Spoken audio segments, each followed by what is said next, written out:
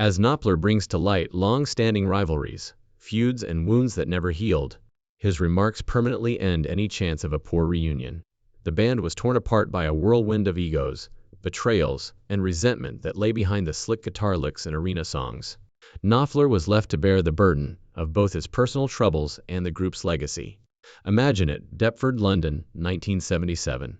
With Sultans of Swing, four young men who are having financial difficulties unexpectedly become well known over the world. In an instant, what appeared to be a fraternity became a battleground. As the band's primary lyricist and leader, Knopfler was frequently charged by his other musicians as being domineering, aloof, and unwilling to share the limelight. That acrimonious rift never went away until his brother, David Knopfler, left early because he couldn't handle Mark's authority. There were rumors of quiet sabotage backstage, of animosity building on tour buses, and of yelling matches in the studio. By the mid-1980s, Dire Straits had become less of a band and more of a tension-driven machine. As success widened the fissures, toxic relationships plagued Dire Straits behind the scenes. For a while, Alan Clark, the keyboardist, and John Ilsley, the bassist, were faithful to Knopfler, but they frequently disagreed with him over artistic decisions. Because of his perfectionism, Mark pushed sessions to the limit, scrapping weeks' worth of recording because he thought a note was off. Sessions that ought to have been joyful turned into orals due to his insistence on many takes, which led to fatigue and resentment. Knopfler D regarded the band members as reckless and uncommitted, while they accused him of suffocating control. The division was only widened by disputes about songwriting credit and who should receive a larger portion of the royalties. In addition to making the band a worldwide sensation, the Brothers in Arms era was also a time when tempers flared.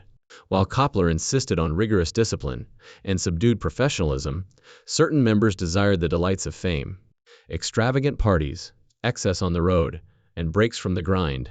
His dominance eclipsed their efforts, making many feel more like hired hands than equal collaborators, which fueled resentment. There were sour arguments, slammed doors, and long nights of sullen stillness behind the stage, grins. A poisoned atmosphere was produced by the shadow of financial disagreements, frail egos, and divergent lifestyles, and the members began to believe that Knopfler was more concerned with maintaining his power and his reputation than with the band's tenuous togetherness. Dire Straits was both the largest and most shattered band in the world by 1991. It was a nightmare to tour. Long silences, never-ending disagreements, and a leader who became more and more reclusive, grabbed a guitar and an amplifier, and began when Pete Townshend played chords on your song. You knew they would be played. He is one of my favorite guitarists. And Knopfler detested the circus of celebrity, while others embraced it. That confrontation shattered the final remnants of friendship. Every sound check was tense enough to pierce with a knife, and every practice seemed like a negotiation. On the outside, stage performances were flawless, but behind the curtains were cold silences and irate murmurs. The last straw was the street tour, where the music was overpowered by fatigue and animosity. Long tour bus rides became a never-ending period of stillness or acrimonious conversations, and hotels became battlefields. What ought to have been the band's victorious lap turned into a torturous process that sapped all of their remaining goodwill. Members scarcely interacted at the end, and Knopfler, worn out and resentful, withdrew completely. Fans were horrified when Dire Straits subtly disbanded, but insiders were not shocked. For years there were rumors of reunions, but Knopfler's contempt for his former comrades only grew over time. As the years went by, his rejection of each reunion offer became more severe, since it felt like reopening an old sore. He makes it painfully obvious today. The injuries are too severe. The band is lost forever when the bridges burn too thoroughly. Knopfler's disputes, however, did not end in poverty. He had conflicts outside of the group with promoters, producers, and even other musicians who couldn't put up with his cold demeanor. His partnerships frequently ended in conflict, with tales of projects shelved in the middle because of creative disagreements. When Knopfler insisted on having the last word on arrangements for joint tours and movie soundtracks, it irritated partners who were hoping for a compromise. Due to his refusal to compose hits on demand and his conflicts with record executives over commercial demands, he was perceived as challenging and defiant of industry standards. He had a reputation as a man who would rather walk away from agreements than comply with them. According to reports, Knopfler found it difficult to collaborate with even legendary musicians he respected, such as Bob Dylan and Eric Clapton. The flame of cooperation was frequently smothered by his fixation on control. According to studio insiders, during late nights, Knopfler would abruptly rewrite entire takes, rejecting the contributions of other musicians as being insufficiently accurate. Bitterness and strained relationships resulted from promoters speculating that he would not perform at some locations or events if the circumstances didn't satisfy him. Beneath the placid exterior was a man who refused to bend. Furthermore, he lost out on opportunities, connections, and the ability to form enduring artistic partnerships outside of difficult circumstances because of his inflexibility. Outside of the limelight, Knopfler's life was equally tumultuous. His incessant touring and his preoccupation with music caused his marriages to fail, leaving a legacy of betrayal and shattered trust. Intimacy was weakened by the stress of his continual absence, and partners became tired of living in his guitar's shadow. Family relationships suffered as Knopfler's celebrity created a barrier between him and his loved ones, leaving siblings and kids feeling abandoned as he immersed himself in his job. According to insiders, Knopfler appeared to be more at ease working alone in the studio than at home for years, which led to a personal loneliness that reflected his isolation at work. As fatigue and anxiety eroded his well-being, the strain of never-ending schedules not only increased tension but also contributed to health problems.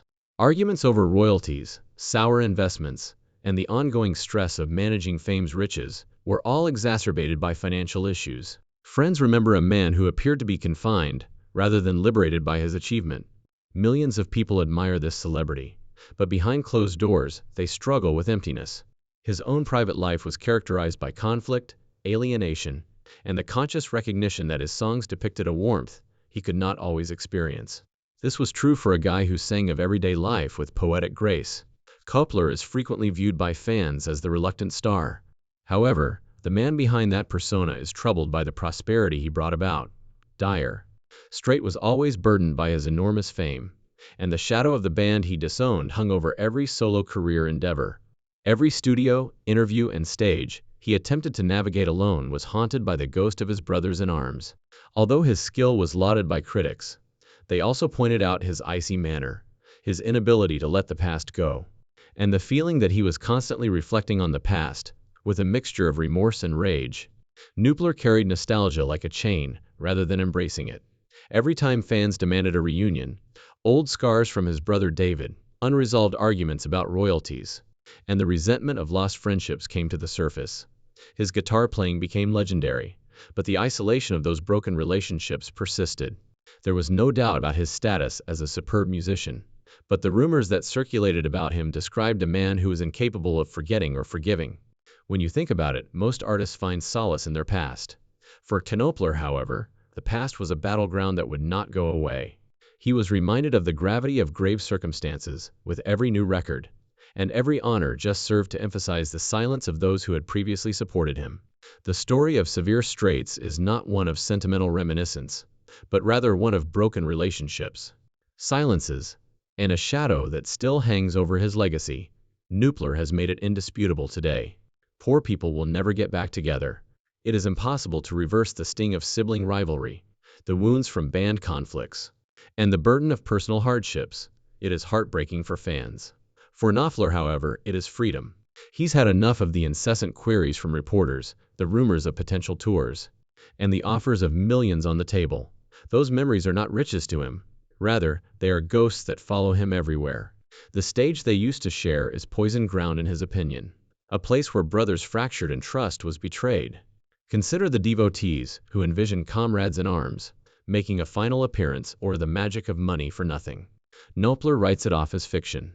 All he sees are the yelling matches, the treachery, and the resentment that cannot be covered up by sentimentality. He is unambiguous. There was never a family in dire straits, only a shaky union, shattered by ego and kept together by success. What supporters believed to be harmony turned out to be a barely contained maelstrom. Imagine this. One of the best bands ever, they are now known for their quiet as much as their music. The dream is over, and Knopfler's silence is finally broken, leaving a legacy of genius, treachery, and the high cost of celebrity. Even now that his legacy is safe, he prefers separation to rapprochement. Closing the door on dreadful circumstances is not sorrow for him.